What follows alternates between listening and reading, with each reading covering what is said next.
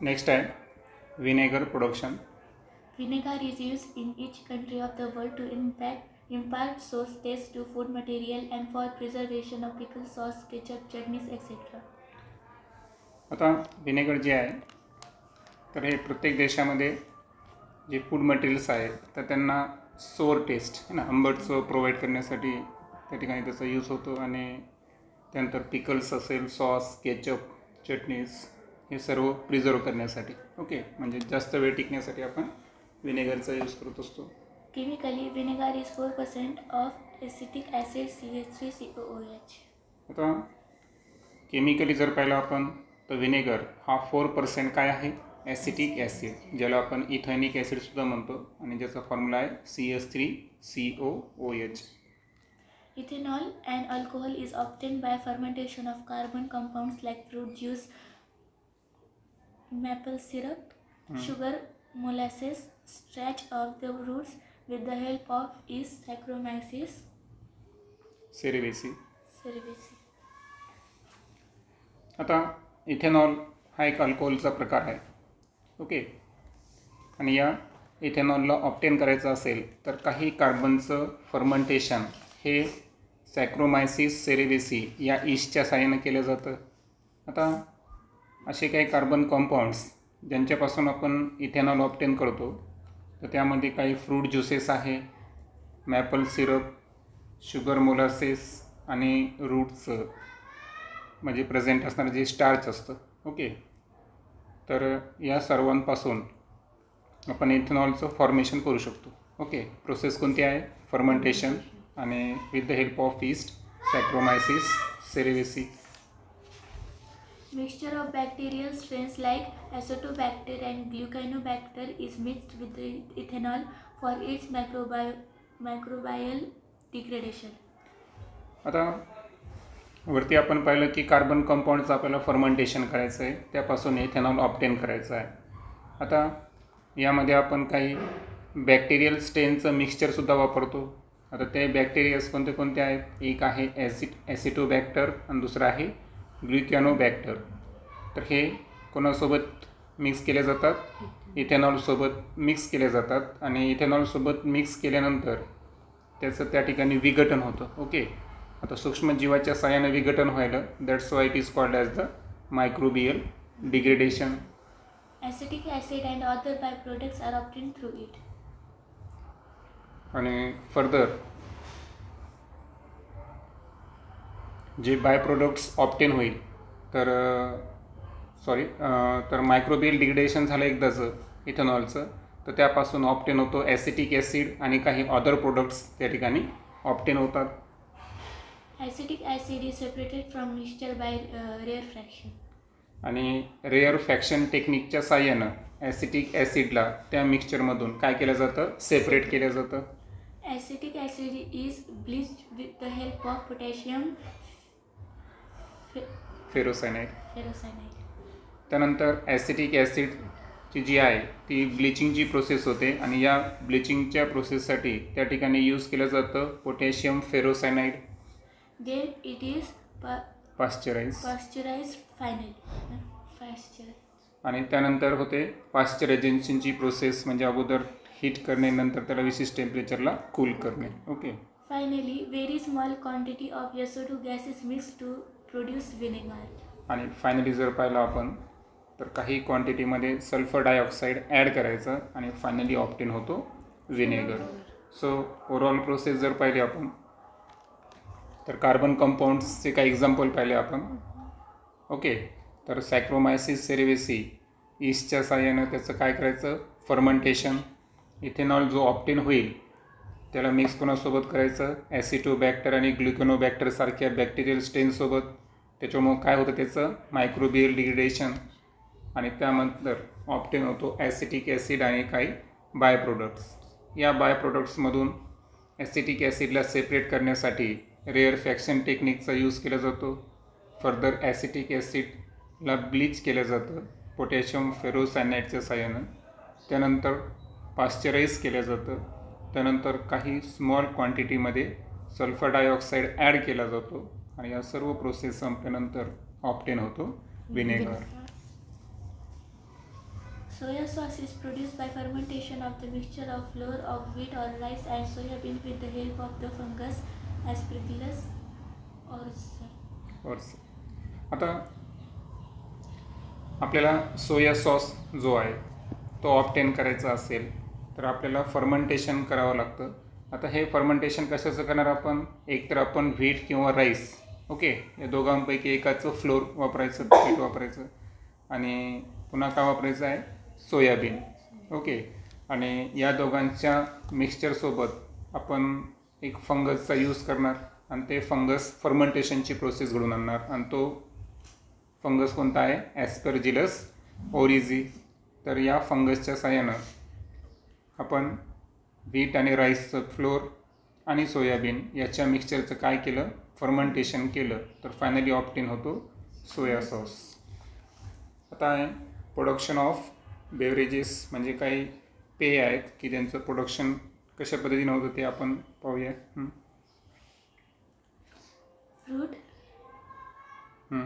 Cafe arabica, microbe used, Lactobacillus brevis, role of microbe, separating seeds from fruit, name of the beverage, coffee. आता coffee जी आहे ती कशा पद्धतीनं obtain केली जाते ते आता आपण पाहूया. तर जे फ्रूट आहे त्या फ्रूटचं नाव काय आहे, कॅफिया अरेबिका. आता यामध्ये ज्या मायक्रोब्सचा आपण वापर करतो तो आहे लॅक्टोबॅसिलस ब्रेविस. आता याचं काम काय या मायक्रोबचं, तर हा काय करतो माहिती आहे का, की फ्रूटमधल्या ज्या बिया आहेत है ना कॉफीच्या, तर त्याला काय करतो, तो सेपरेट करतो आणि त्यापासून जे बेवरेज तयार करतो ते आपलं कोणतं आहे, coffee. Fruit, Theobroma cocci, microbe used, Candida, हॅन्सेनुला, Fiscia, Saccharomyces, role of microbes, separating seeds from fruit, name of the beverage, coca. आता कोकाय जे बेवरेज आहे तर ते ऑब्टेन कसं केलं जातं, तर फ्रूटचं नाव आहे थिओब्रोमा केकॉय. जे मायक्रोब्स सूक्ष्मजीव वापरले जातात तर ते आहेत कॅन्डिडा, हॅन्सेन्युला, फिशिया आणि सॅक्रोमायसिस. ओके, 4 प्रकारचे मायक्रोब्स आहेत. त्यांचंही वरच्या प्रमाणच काम आहे की फ्रूट्सपासून बियांना काय करायचं, सेपरेट करायचं आणि त्यापासून कोकाचं फॉर्मेशन करायचं. Fruit, grapes, microbe used, Saccharomyces cerevisiae, role of microbe, fermentation of juice, name of the beverage, wine. आता वाईन, ओके, तर वाईनचं प्रोडक्शन ज्या फ्रूटपासून केलं जातो ते आहे द्राक्षे, ग्रेप्स. जे मायक्रोब्स यूज केला जातो तो आहे सॅक्रोमायसिस सेरेवेसी. आणि यामध्ये जे ग्रेप्सचं ज्यूस असतं त्या ज्यूसचं काय केलं जातं, फर्मेंटेशन हे सॅक्रोमायसिस सेरेवेसीच्या साहाय्यानं होऊन वाईनचं फॉर्मेशन होतं. Fruit, apple, microbe used, Saccharomyces cerevisiae, role of microbe, fermentation of juice, name of the beverage, cider. आता सिडरचं फॉर्मेशन कसं केलं जातं ते येते. तर ॲपल जे आहे तर ॲपलच्या ज्यूसचं फर्मेंटेशन हे सॅक्रोमायसिस सेरेवेसीच्या साहाय्यानं केलं तर सिडर पेचं फॉर्मेशन होतं. आता इथं काही इन्ग्रेडियंट्स ऑफ बेवरेज प्रोडक्शन दाखवलं आहे. आता यामध्ये सॅक्रोमायसिस सेरेवेसी दाखवलं आहे तुम्हाला, ओके. आता इकडं कुठं पाहिलं आपण ग्रेप्स आणि ॲपल्समध्ये यूज होणारे मायक्रोब्स. त्यानंतर कॉफीचे जे फ्रूट्स आहेत तर त्याचे फ्रूट्स पण दाखवले आणि त्याच्यामधले सीड्स पण दाखवले आहेत, ओके. हे सेपरेट करणारे कोण आहे, लॅक्टोबॅसिलस ब्रेविस.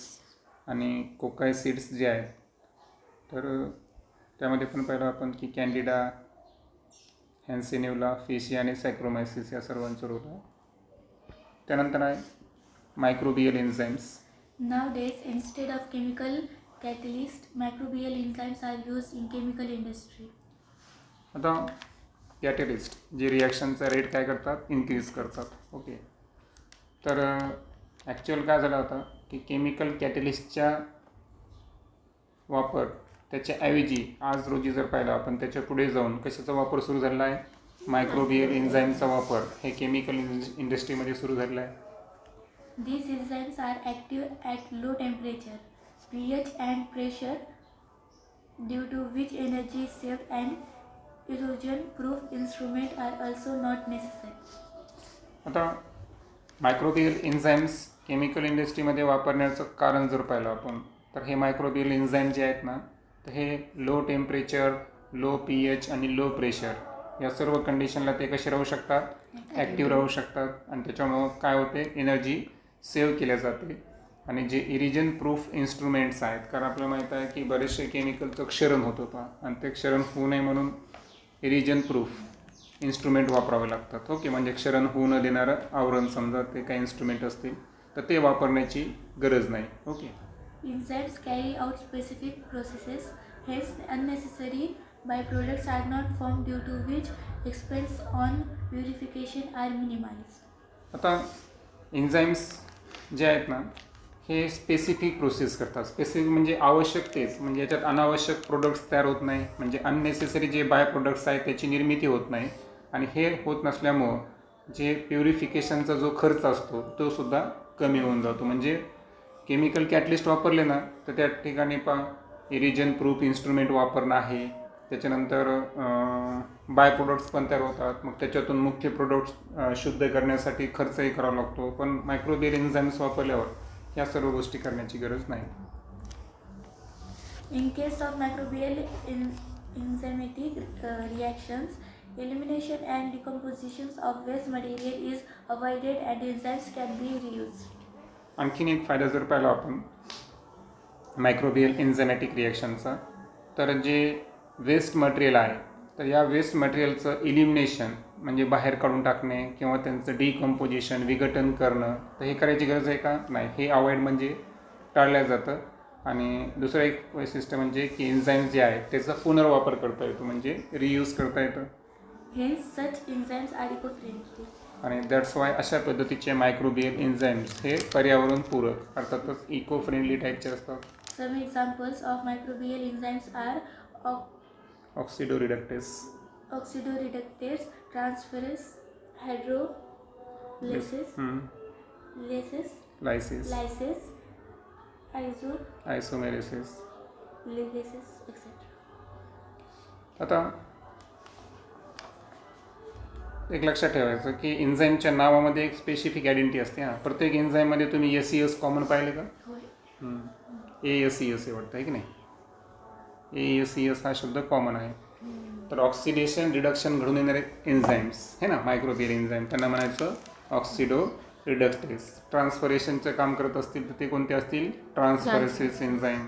हायड्रोलिसिसचं काम करत असेल तर हायड्रोलिसिस. त्यानंतर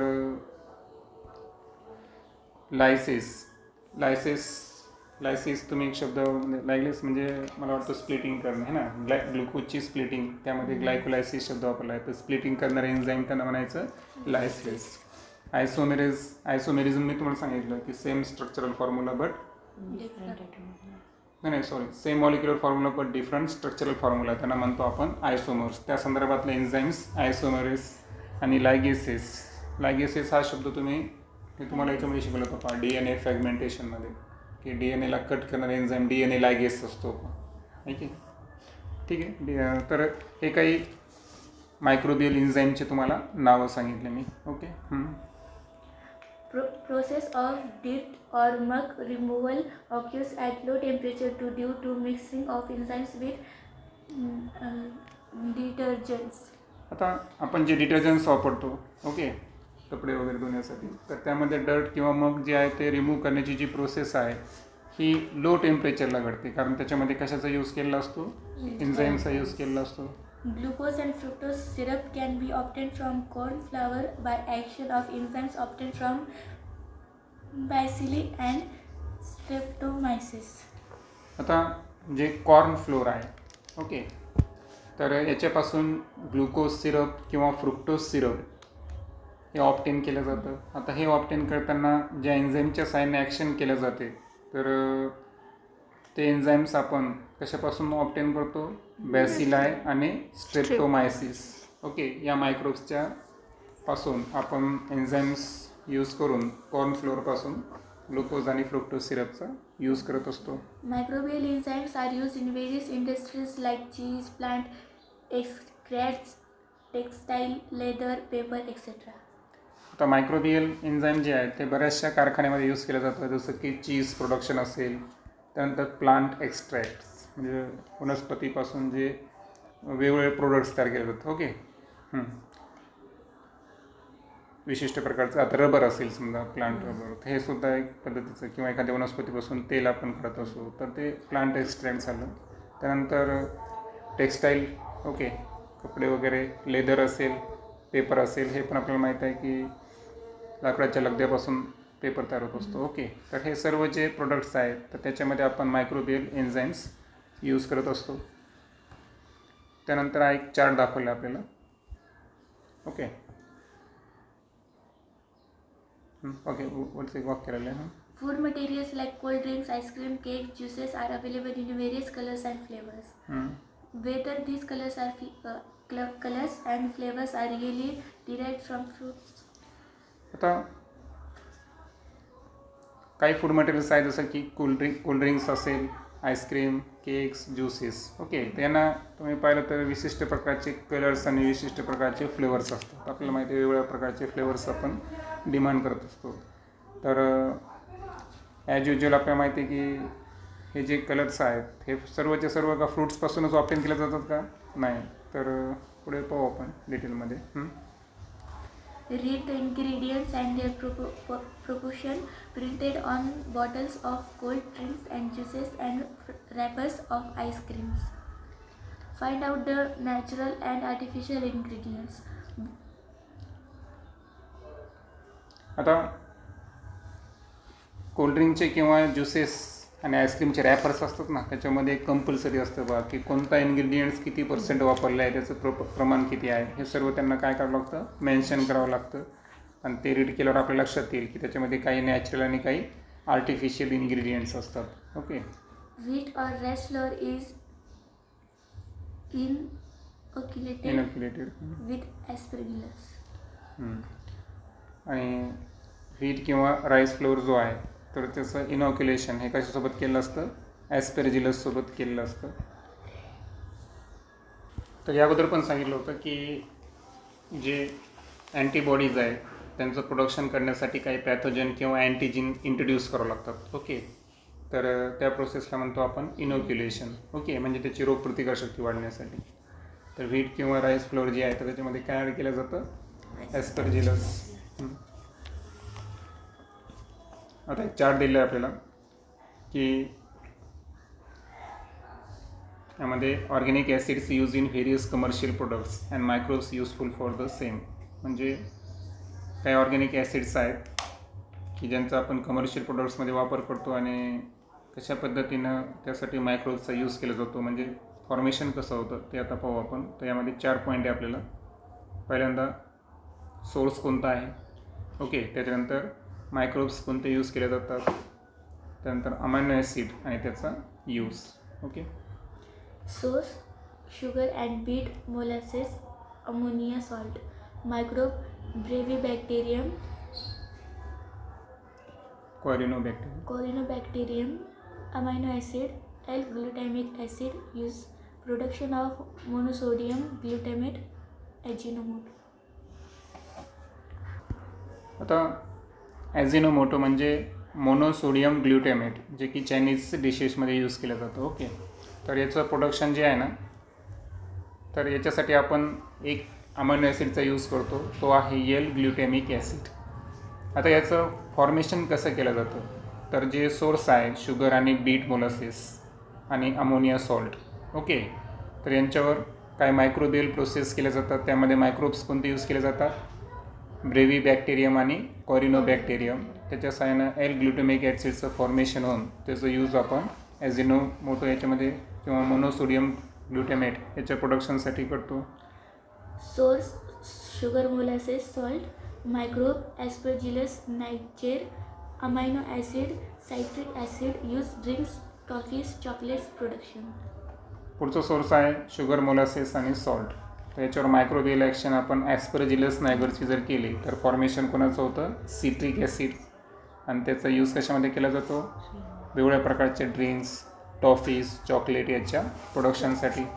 Source: glucose, corn, steep, liquor, microbe Aspergillus niger, amino acid, gluconic acid, use production of minerals used as supplement for calcium and iron.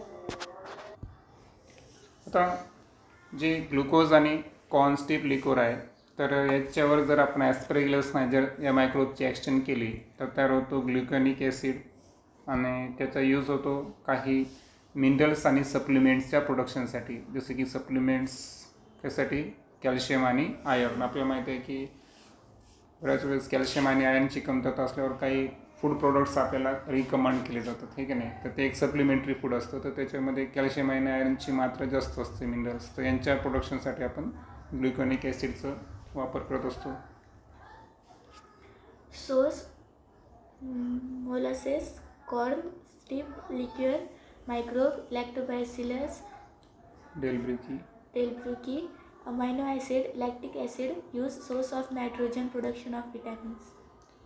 आता मोलासेस आणि कॉर्नस्टीप लिक्वर जे आपण आता डिस्कस केलं तर याच्यावर जर आपण लॅक्टोबॅसिलस डेल्ब्रुएकी मायक्रोबचा यूज केला तर कशाचं फॉर्मेशन होतं, लॅक्टिक ॲसिड जो की एक नायट्रोजनचा सोर्ससुद्धा आहे आणि व्हिटॅमिनच्या प्रोडक्शनसाठी सुद्धा त्याचा वापर केला जातो.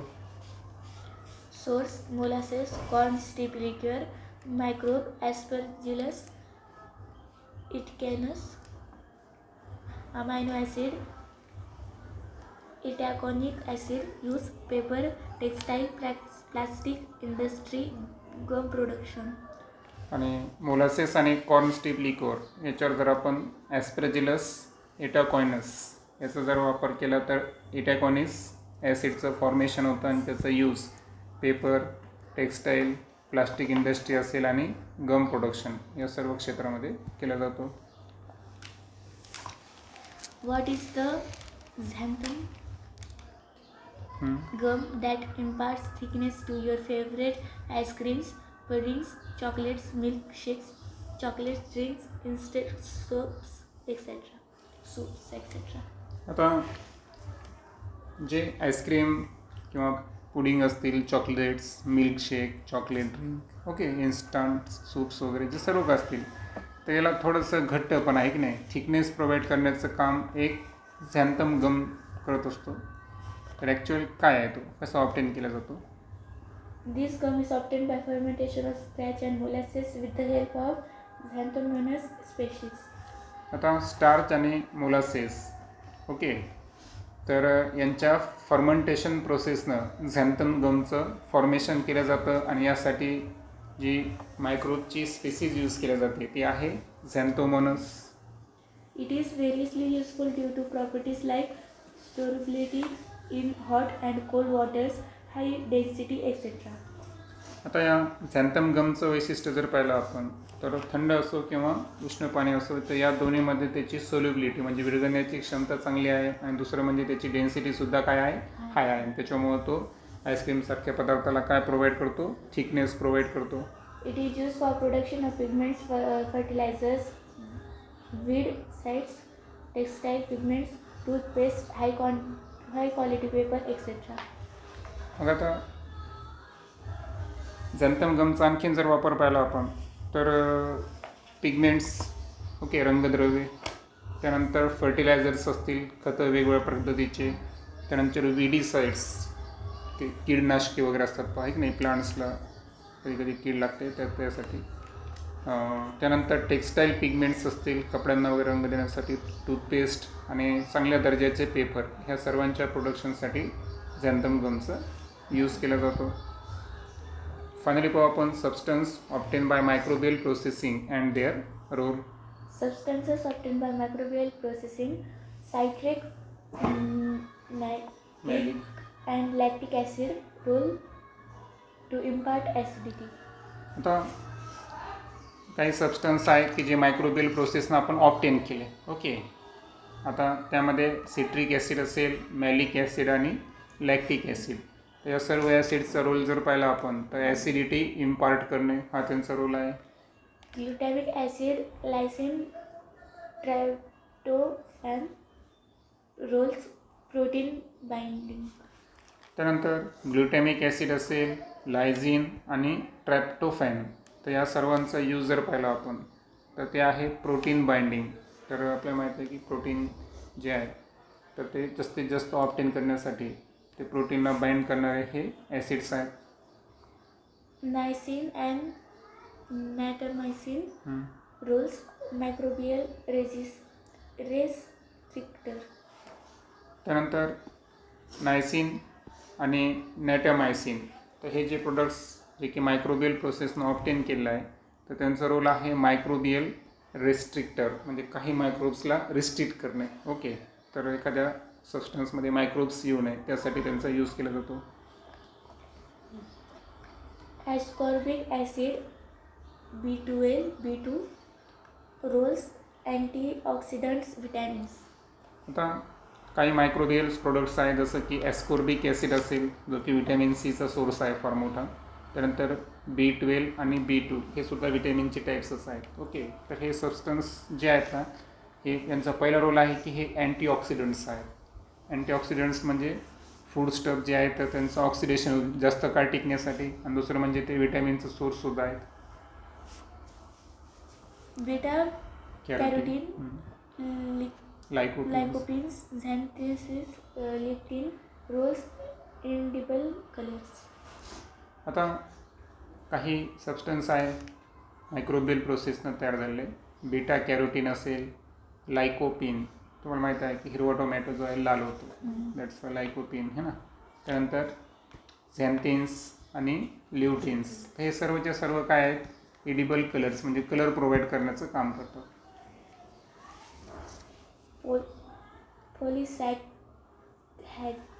पॉलिसॅकराइड्स, Glycolipids roles इमल्सिफायर्स. ओके, आता इमल्सिफायर्स, आता याच्यावर एक प्रोसेस असते पहा. इमल्सिफायरचं काम असतं इमल्सिफिकेशन घडून आणणे, म्हणजे जे फॅट मॉलिक्युल्स असतात ओके आपल्या डायजेशन प्रोसेसमध्ये, तर त्यांचं ब्रेकडाऊन करून वॉटर सोल्युबल, कारण फॅट मॉलिक्युल्स डायजेस्ट होत नाही तर त्यांचं लहान लहान कणामध्ये काय करावं लागतं, ब्रेकडाऊन रूपांतर करावं लागतं. त्याला इमल्सिफिकेशन प्रोसेस म्हणतात आणि ते करणारे इमल्सिफायर्स. तर असे कोणते सबस्टन्स आहेत तर ते आहेत पॉलिसॅकराइड्स आणि ग्लायकोलिपिड्स. तर हे जे मायक्रोबियल प्रोसेसपासून तयार झालेले सबस्टन्स आहेत तर यांचं ब्रेकडाऊन करण्याचं काम आहे की नाही इमल्सिफायर्स एक पद्धतीचे आहेत ते. Okay, vanillin, ethyl butyrate, fruit flavor, peppermint, peppermint flavor, essence of various fruits and flowers roles essence. आता काही सबस्टन्स आहेत जे मायक्रोबियल प्रोसेसनं ऑब्टेन झालेले आहेत जसे की व्हॅनिलिन असेल, इथिल ब्युटिरेट, पेपरमिंट फ्लेवर, त्यानंतर essence of various fruits and flowers. तर त्यांचा रोल आहे इसेन्स. आता इसेन्स म्हणजे काय की प्लांट किंवा एखादा असं औषध की ज्याचा रोल काय आहे की स्पेशल क्वालिटीचं ऑर्डर वगैरे प्रोव्हाइड करणे, म्हणजे गंध प्रोव्हाइड करणे. तर ते गंध प्रोव्हाइड करण्याचं काम हे सबस्टन्सेस करत असतात. Xylitol, ॲस्पर्टेम. roles artificial sweetness, low calories. आता ज्यांना शुगर आहे आणि जरी साखर खायची असेल त्यांच्यासाठी लो कॅलरीवाली शुगर असते की नाही, ज्याला आपण आर्टिफिशियल स्वीटनर म्हणतो. तर त्यामध्ये काही सबस्टन्स आहे मायक्रोबियल प्रोसेसनं तयार केलेले ज्याच्यामध्ये झायलिटोल आणि ॲस्पर्टेम, तर ते आर्टिफिशियल स्वीटनर म्हणून यूज करता येईल. ओके, नेक्स्ट व्हिडिओमध्ये आपण अँटीबायोटिक संदर्भात डिस्कस करू.